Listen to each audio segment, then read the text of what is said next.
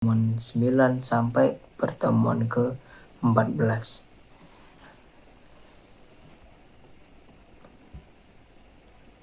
Judul rangkuman yang pertemuan 9, manajemen kualitas proyek. Ada 7 yang saya ambil dari manajemen kualitas proyek. 7 poin penting.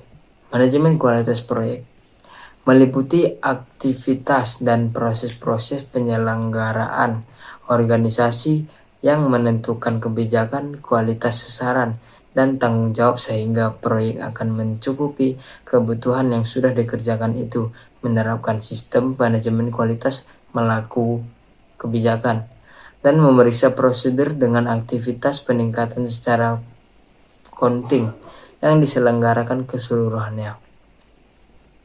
Kualitas yang dimaksud di sini biasanya memiliki hubungan keterkaitan yang sangat erat dengan sejumlah standar nasional, seperti contohnya adalah memenuhi ISO sebagai panduan sistem manajemen mutu. Misalnya dalam pembuatan aplikasi diperhatikan kaidah buku baku. Software engineering yang memenuhi software quality assurance. Tujuan utama dari manajemen kualitas proyek adalah memastikan bahwa proyek akan memuaskan kebutuhan kualitas, hendaknya dipandang sejajar dengan ruang lingkup tentu dan biaya proyek, waktu dan biaya proyek. Proses-proses pada manajemen kualitas proyek. Rencana kualitas. Rencana kualitas adalah proses mengidentifikasi persyaratan kualitas dan atau standar-standar untuk produk atau proyek dan dokumen bagaimana proyek akan menunjukkan pemenuhan. Perencanaan mutu harus dilakukan secara paralel dan dengan proses-proses perencanaan proyek lain.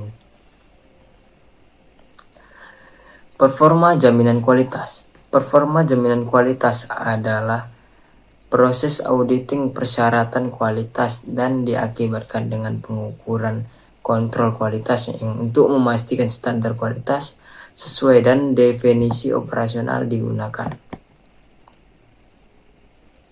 Performa kontrol kualitas mutu. Performa kualitas mutu adalah proses hasil dari perekaman dan pemantauan tentang pelaksanaan aktivitas kualitas. Untuk mendata performa merekomendasikan perubahan-perubahan yang ada. Karakteristik dan perangkat lunak yang berkualitas adalah atau quality software mampu untuk memenuhi kebutuhan dan pemakai pengembangan pemelihara perangkat lunak. Perangkat lunak disebut berkualitas jika bisa mengerjakan apa yang diinginkan oleh pemakaian, memakai sumber daya komputer secara benar dan efisien, mudah untuk dipelajari dan digunakan oleh pemakainya. Pengembangan perangkat lunak bisa mendesain, menuliskan source code, melakukan coba atau testing, dan memelihara atau maintain sistem tanpa kesulitan yang berarti. Quality software harus memenuhi atribut-atribut berikut ini. Correctness atau perangkat lunak harus berfungsi bahkan dalam keadaan tidak normal. Functionality atau perangkat lunak harus dapat beradaptasi dengan perubahan spesifikasi. Efisiensi atau perangkat lunak harus memberikan kinerja yang sesuai dan relatif terhadap jumlah sumber daya yang digunakan. Maintainability atau perangkat lunak mampu untuk dimodifikasi.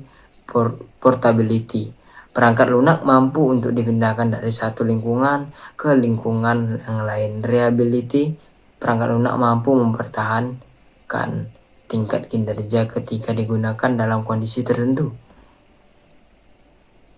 Reusability atau perangkat lunak yang sudah ada dapat digunakan kembali. Testability, perangkat lunak yang memungkinkan modifikasi untuk validasi. Understandability. Perangkat lunak yang memungkinkan pengguna untuk memahami apakah cocok atau ditugaskan untuk kondisi tertentu. 6. Poin ke-6. Cara mengembangkan perangkat lunak yang berkualitas ada 3. Teknik Participial Conceptual. Software Quality Factor dari Hewlett-Packard. Functionality, usability, reliability, performance, supportability. Cukup sekian untuk rangkuman dari pertemuan 9. Pertemuan 10 dengan judul Contoh Struktur Organisasi untuk Proyek IT Besar. 1. Contoh output struktur organisasi untuk proyek teknologi informasi yang besar. Struktur organisasi proyek. Output yang kedua yaitu rencana manajemen staf berupa sebuah rencana staf manajemen menjelaskan kapan dan bagaimana orang akan ditambahkan dan dikeluarkan dari tim proyek. Output yang ketiga yaitu sebuah histogram sumber daya. Yang dimaksud adalah bagian kolom yang menunjukkan jumlah sumber daya yang ditugaskan untuk pelaksanaan proyek dari waktu ke waktu. Output matrix tugas tanggung jawab atau responsibility assignment metric. Sebuah output metric yang membentangkan sebuah kerja proyek seperti yang dijelaskan dalam WBS untuk orang yang bertanggung jawab melakukan pekerjaan seperti yang dikerjakan dalam OBS. 2. Responsible. Huruf R dari singkatan RACI, RACI, adalah kepanjangan dari responsible atau tanggung jawab. Saat membagi tugas menggunakan metode ini, responsible adalah orang yang bertanggung jawab untuk melakukan tugas yang sudah diembannya hingga selesai. 3. Accountable. Huruf A adalah accountable, yaitu mereka yang bertanggung jawab dengan seluruh tugas yang dilimpahkan ke anggota timnya. Selain itu, mereka juga memiliki otoritas yang mengambil kepantulan terkait dengan penugasan. Peran ini sangat penting karena mereka harus bisa bertanggung jawab dalam setiap keputusan yang diambil. 4. Model RP. Responsible atau tanggung jawab adalah orang yang bertanggung jawab untuk melakukan tugas yang sudah diembannya hingga selesai. Performing adalah yang mengerjakan. 5. Informant. Terakhir, I dari RACI adalah informant. Yaitu anggota yang selalu mendapatkan informasi tentang kemajuan dari proyek yang sedang dijalankan. Setiap ada keputusan dan perubahan yang dilakukan oleh tim harus selalu diberitahukan kepada seseorang yang masuk dalam golongan ini. Contoh RAM menggunakan RACI.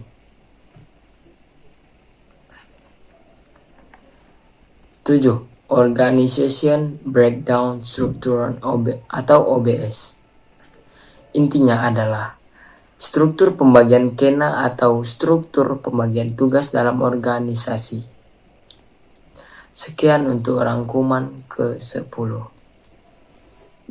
Rangkuman selanjutnya pertemuan 11 dengan judul Manajemen Komunikasi Proyek. 7 poin penting yang bisa diambil dari video tersebut.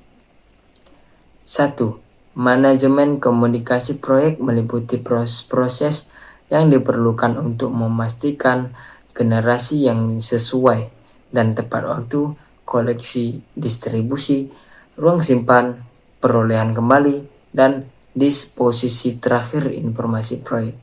Begitulah kira-kira meliputi proses-proses tentang manajemen komunikasi proyek.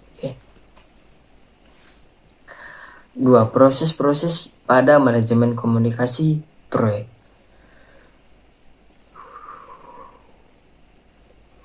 Proses pada manajemen komunikasi proyek ada 5. 1. Identifikasi stakeholder. 2. Rencana komunikasi. 3. Distribusi informasi. 4. Mengatur harapan stakeholder. 5. Laporan performa. Poin ketiga, dimensi potensial aktivitas komunikasi. Aktivitas komunikasi ada 6. Yang internal atau di dalam proyek, dan eksternal atau pelanggan proyek-proyek lain, media, dan publik. 2. Formal atau laporan-laporan, memo-memo, pengarahan singkat, dan yang informal ataupun email, diskusi-diskusi khusus untuk suatu maksud.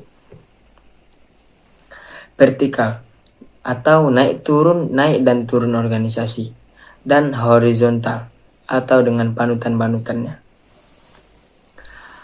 Keempat, pejabat atau laporan berkala ataupun laporan tahunan. Bukan pejabat ataupun komunikasi yang boleh diumumkan. Kelima, lisan dan tulisan. Keenam, verbal dan non-verbal atau modulasi suara atau bahasa dan bahasa tubuh. Itulah ada 6 dimensi potensial aktivitas komunikasi.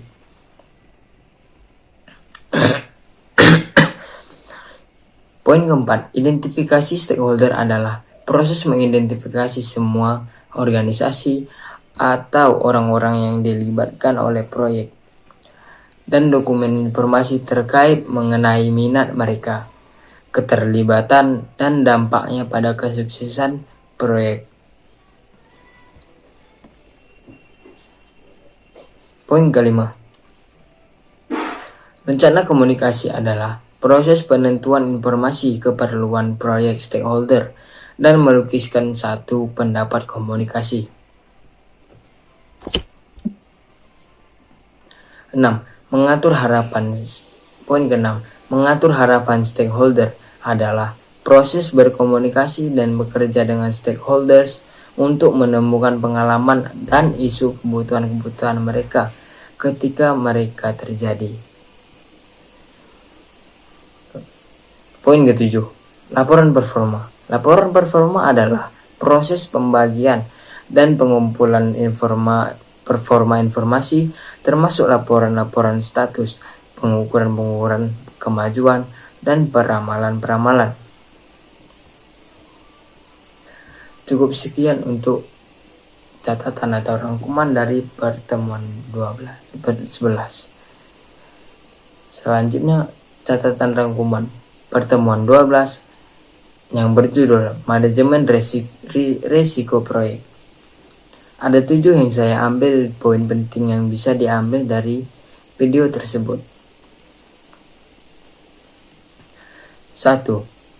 Poin proses sistematis untuk merencanakan, mengidentifikasi, menganalisa, dan merespon risiko proyek. Tujuannya untuk meningkatkan peluang dan dampak peristiwa positif dan mengurangi peluang dan dampak peristiwa yang merugikan proyek. Begitulah proses sistematis untuk merencanakan tentang manajemen risiko proyek. Sasaran dari manajemen risiko proyek adalah untuk meningkatkan dampak dan memungkinkan dari kejadian positif dan mengurangi dampak dan memungkinkan kejadian negatif di dalam proyek. Ya begitulah sasaran dari manajemen risiko proyek, mungkin meningkatkan dampak dan memungkinkan dari kejadian positif, mengurangi dampak, memungkinkan kejadian negatif di dalam proyek. Poin yang ketiga, manajemen risiko proyek. Manajemen rencana risiko adalah proses penjelasan bagaimana cara melakukan aktivitas manajemen risiko untuk satu proyek. Ya, gimana kita memanajemenkan rencana risiko, yaitu ya proses penjelasan bagaimana cara melakukan aktivitas. Ya, aktivitas gimana, mungkin aktivitas ini mungkin ada risikonya, aktivitas ini mungkin ada risikonya untuk satu proyek. 4. Manajemen risiko. Manajemen rencana risiko adalah proses penjelasan bagaimana performa analisis risiko kuantitatif adalah proses dari penelitian dengan nomor pada efek dari risiko-risiko yang dikenali pada keseluruhan sasaran proyek. 5. Menggunakan teknik dari simulasi Monte Carlo dan pohon keputusan untuk ada 6. Menghitung hasil yang mungkin dan peluangnya. Menilai peluang untuk mencapai tujuan proyek. Mengidentifikasi risiko yang membutuhkan perhatian paling besar dengan menghitung kontribusi relatifnya terhadap keseluruhan risiko proyek. Mengidentifikasi biaya, jadwal, dan target ruang lingkup yang realistik dan dapat dicapai. Menentukan keputusan manajemen proyek ketika beberapa kondisi atau hasil tidak pasti. Terakhir, tanggapan rencana risiko adalah proses pengembangan pilihan dan tindakan untuk meningkatkan peluang dan untuk mengurangi ancaman-ancaman pada sasaran proyek. Poin ke-6. Strategi untuk risiko negatif. Ada 3. Avoid, transfer, mitigate. Avoid, penghindar risiko melibatkan perubahan rencana manajemen untuk menghilangkan ancaman oleh risiko merugikan, mengisolasi tujuan proyek dari dampak risiko, atau mengendurkan tujuan yang dalam bahaya. Transfer, pemindahan risiko mensyaratkan pergantian penerima dampak negatif dari pemilik ke pihak ketiga. Mitigate, pengurangan peluang dana atau dampak peristiwa berisiko merugikan ke ambang atau batas yang dapat diterima. Poin ke-7. Strategi untuk risiko positif. Ada 3 juga. Exploit, share, and change. Strategi untuk memastikan bahwa kesempatan risiko positif dapat terrealisasi. Share, alokasi kepemilikan kepada pihak ketiga yang memiliki kemampuan terbaik menangkap peluang manfaat proyek. Terakhir, enhance, memodifikasi ukuran kesempatan dengan meningkatkan peluang atau dampak positif dengan mengidentifikasi dan memaksimalkan pengendali kunci dari risiko berdampak positif. Cukup sekian dari rangkuman pertemuan 12. Selanjutnya pertemuan 13 dengan judul manajemen pengadaan proyek. 7 poin penting yang bisa diambil dari video tersebut. 1. Proses manajemen pengadaan proyek adalah proses-proses yang dilakukan untuk membeli atau memperoleh produk-produk, jasa atau hasil-hasil yang diperlukan dari luar tim proyek. Poin kedua. Proses pada manajemen pengadaan proyek. Rencana pengadaan, melakukan pengadaan, mengurus pengadaan, menutup pengadaan. Begitulah proses-proses pada manajemen pengadaan proyek. Poin ketiga, rencana pengadaan adalah proses dokumentasi keputusan pembelian proyek, menetapkan pendekatan dan mengidentifikasi para penjual yang potensial. Poin yang keempat, alat bantu untuk perencanaan pengadaan adalah Make or buy analysis digunakan untuk menentukan apakah organisasi harus membuat atau melakukan sebuah produk, layanan, atau jasa di dalam organisasi atau membelinya dari pihak lain. Begitulah alat bantu untuk perencanaan pengadaan. Make or buy analysis. Ya begitu, kayak digunakan untuk apa yang harus membuat atau melakukan sebuah produk atau membeli dari pihak lain. Itu untuk alat bantu perencanaan pengadaan. Selanjutnya, manajemen pengadaan proyek mempunyai ya tipe-tipe kontrak, ya ada 4. 1. Fixed price atau lump sum contract. Yang kedua, cost reimbursable contract. 3. Contract time and material. Yang terakhir, unit price contract. Begitulah tipe-tipe kontrak dari manajemen pengadaan proyek. Keenam, melakukan pengadaan. Melakukan pengadaan adalah proses tanggapan perolehan penjual, memilih seorang penjual, dan menganugerahkan kontrak. Begitulah melakukan pengadaan di manajemen pengadaan proyek.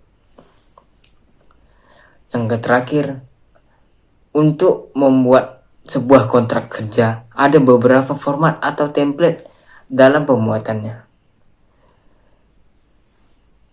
A. Lingkup kerja. 1. Lingkup kerja. 2. Lokasi kerja. 3. Periode kinerja. D. Jadwal produk yang dihasilkan. E. Standar yang dapat diberlakukan. F. 5. Standar yang dapat diberlakukan. 6. Kriteria penerimaan. 7. Syarat-syarat khusus.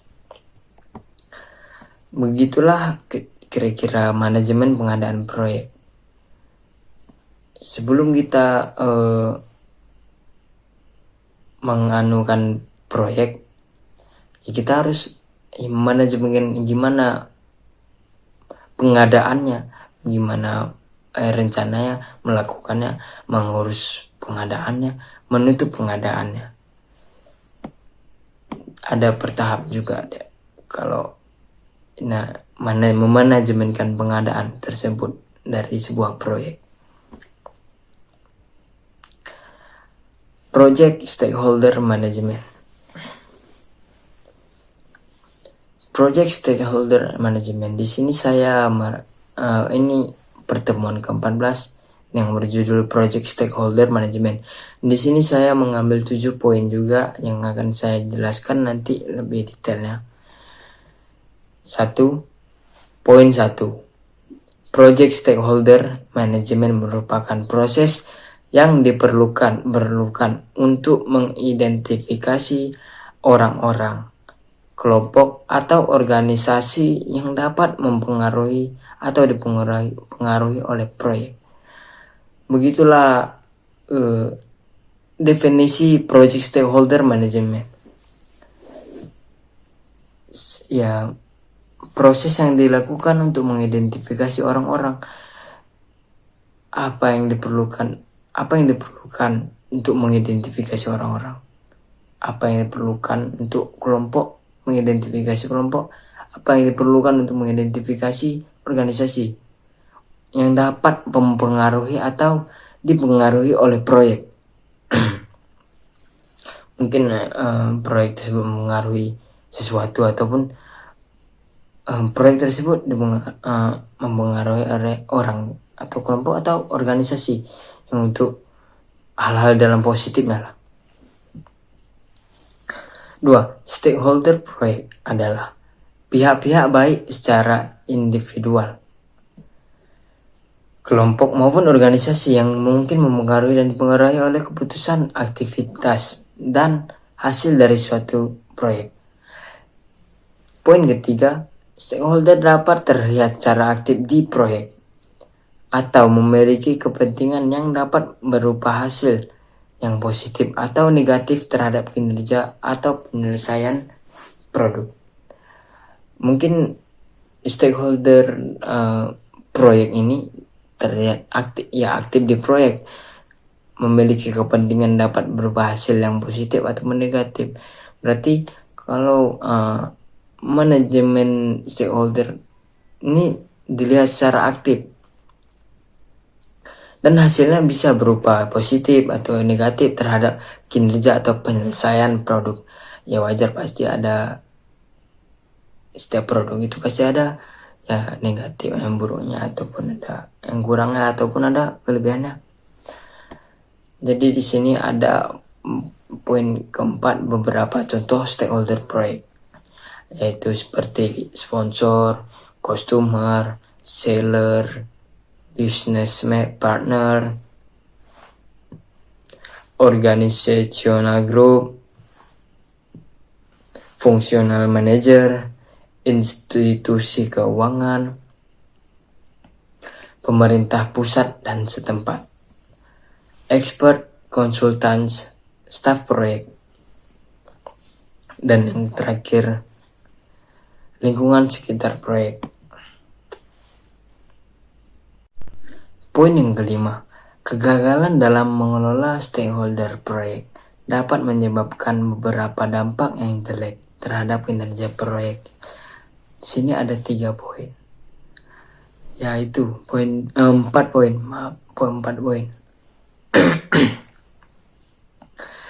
Yang pertama, keterlambatan akibat lamanya keputusan diambil atau tidak disetujui oleh langkah percepatan yang diperlukan. Yang kedua, peningkatan biaya akibat hambatan stakeholder terhadap approval langkah untuk mengatasi risiko proyek. Yang keempat, hal-hal yang tidak diharapkan akibat tingginya konflik yang tidak teratasi. Yang keempat, dampak negatif lain seperti penghentian proyek akibat konflik yang sudah terlalu tinggi. Mungkin begitulah kegagalan dalam mengelola stakeholder proyek. Jadi ada 4, ya, keterlambatan akibat lamanya keputusan diambil, peningkatan biaya akibat kehambatan stakeholder, hal-hal yang tidak diharapkan akibat tingginya konflik yang tidak teratasi. Dampak negatif lainnya seperti penghentian proyek akibat konflik yang sudah terlalu tinggi. Begitulah hal-hal yang kegagalan dalam mengelola stakeholder. Poin yang keenam, ada 4 tahapan proses yang terjadi pada manajemen pemangku kepentingan atau stakeholder, yaitu mengidentifikasi pemangku kepentingan, perencanaan manajemen pemangku kepentingan, mengelola keterlibatan pemangku kepentingan, mengontrol keterlibatan pemangku kepentingan. Jadi begitulah empat tahapan proses yang terjadi pada manajemen pemangku kepentingan atau stakeholder. Nah, ya, apa yang terjadi pada stakeholder, ya ini mengidentifikasi pemangku kepentingan, perencanaan manajemen pemangku kepentingan, mengelola keterlibatan stakeholder, itulah. Poin yang terakhir, hal-hal penting yang terlibat pada overview. Jadi di sini ada 5 hal-hal yang penting terlibat pada overview. Yang pertama, stakeholder harus teridentifikasi sebelum proyek dimulai dengan info project starter, producer main document, enterprise, environmental factor, dan organizational process and asset. Jadi begitulah kalau stakeholder harus teridentifikasi sebelum proyek dimulai dengan project starter, procedural document, enterprise environment factor, organization process asset. Yang kedua, hal-hal yang penting itu. Dari hal-hal yang penting, stakeholder harus direncanakan pengelolanya yang merupakan output atas proses plan stakeholder manajemen yang berupa dokumen resmi. Jadi stakeholder harus direncanakan pengelolaannya yang outputnya atas proses plan stakeholder yang gimana ya pemangku kepentingan itu gimana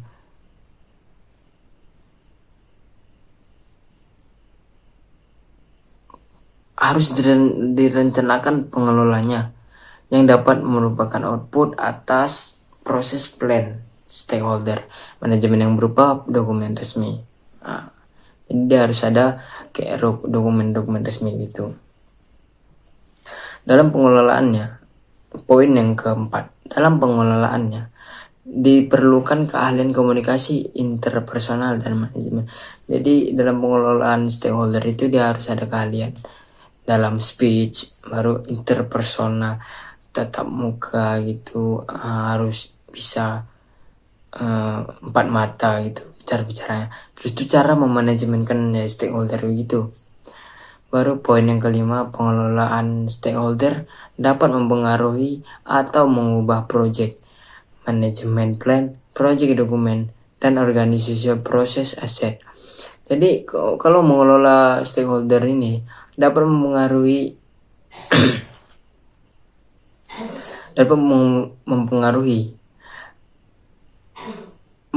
bisa mengubah project, planning manajemen ataupun project dokumen, organisasi proses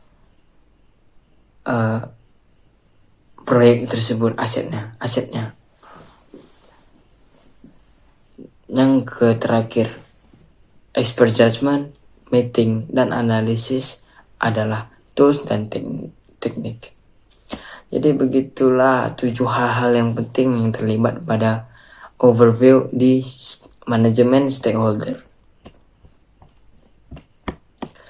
Jadi sekianlah dari saya, Bagas Aulia Albasyam, untuk menyelesaikan tugas mata kuliah proyek pengembangan sistem informasi. Kalau ada salah saya minta maaf. Wabillahi taufiq wal hidayah. Wassalamualaikum warahmatullahi wabarakatuh.